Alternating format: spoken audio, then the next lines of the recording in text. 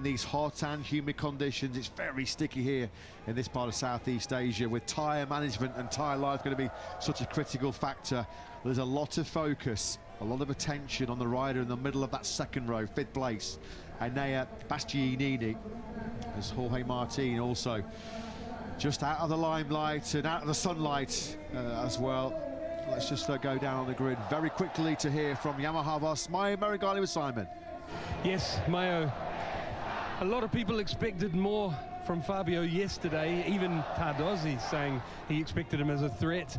It wasn't possible to come through. What about today? Any difference with this harder medium rear tyre over the longer distance? Yeah, we hope that we will see a different race. For sure, we don't expect a big difference compared to yesterday. You know, here we really suffer some lack of power because for Fabio has been impossible to overtake. So first he had to try to block the others. It means changing his way to ride the bike, and accordingly the performance reflect on this.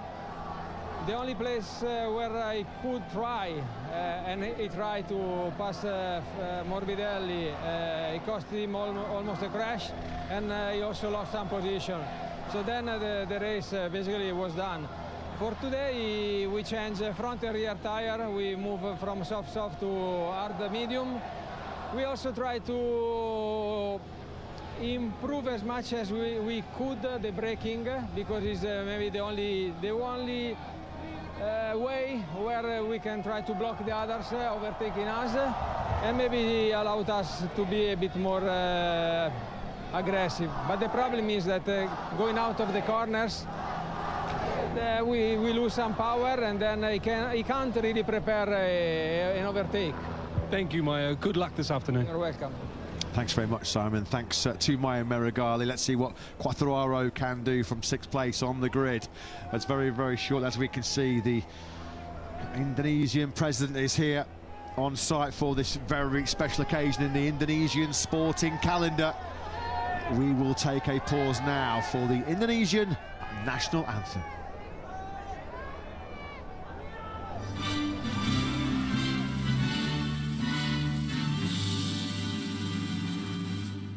Indonesia, tanah airku, tanah tumpah darahku. Di sanalah aku berdiri, jadi pandu ibuku. Indonesia, kebangsaanku, bangsa dan tanah airku. Marilah kita berseru, Indonesia bersatu.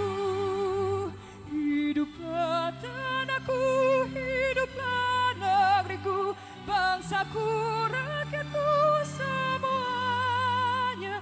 Bangunlah jiwanya, bangunlah badannya untuk Indonesia Raya.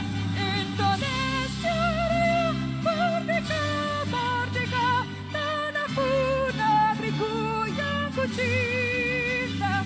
Indonesia Raya, merdeka, merdeka, hiduplah Indonesia Raya. Indonesia Raya, merdeka, merdeka, tanahku, negeriku yang ku cinta. Indonesia Raya, merdeka, merdeka, hiduplah Indonesia Raya. Beaming with national pride, over 60,000 here this afternoon singing Indonesia Raya, the national anthem of Indonesia. Let's head down to the grid and get some more pre-race thoughts, this time from the Aprilia camp. Paolo Vanoras with Simon. Paolo, it's been a tough weekend here, Mandalika, so far. What about this longer race? Yeah, yesterday we showed not such a bad place, in particular with Maverick, but also with Raul after his crash. He demonstrated that the bike is good in this track. despite of a bad qualifying position. So will be for sure not so easy the race, but we trust on our rider in Aleix and Maverick, because with the rear tire medium, we hope that we can manage the race until the last lap. Good luck. Thanks so much. Yeah, while we're on the subject of the factory Aprilia team, a special mention, a special shout out to the veteran, 35-year-old Aleix Espargaro, just about, what, 8 or 9 minutes away from making his 250th appearance in the MotoGP World Championship. What a landmark that is for Aleix. It certainly hasn't been an easy celebratory weekend, though. 3 crashes already so far for Aleix. And it's his worst sprint finish as well yesterday when he took the checker flag in 16th place. Marc Marquez trying to remain on the throne as the comeback king in this year's MotoGP World Championship. The 3rd time yesterday this year he's come to podium in a sprint from outside of the top 10 on the grid. He did it in Le Mans and in Catalonia. Already 3 times on a Sunday so far this season. Marc Marquez has fought his way through the podium from outside the top 10, Le Mans, Catalonia and in the Saxony. Let's get the thoughts from the boss. Is there more Mandalika heroics in store from Marc? Michele Massini joins Simon. Michele, what Marc did off the start yesterday was phenomenal. What's the chance of, over this long distance, doing the same sort of result? There is always the same chance to do the same result of yesterday, but the reality that we had at the pace for making a top 5, but for sure the key will be to make a good start, try to recover as much position as possible in the first 5 laps, then we will see. Thank you, Michele. Good luck. Thank you. Yeah, thanks very much to Michele Massini. Marc Marquez still in the championship picture, 53 points he is behind Jorge Martin. Pecco Bagnaia getting himself ready for this battle in Mandalika. Marc Marquez then from 12th place on the grid. Got a storming start off the line, didn't he, from that 4th row, and then by the time he got the break on the brakes into turn 2 yesterday, he was already inside the top 5. And it was a good battle, almost held off Bastianini late on in that sprint, but yet another podium. They keep getting notched up, don't they, for the 31-year-old Spaniard.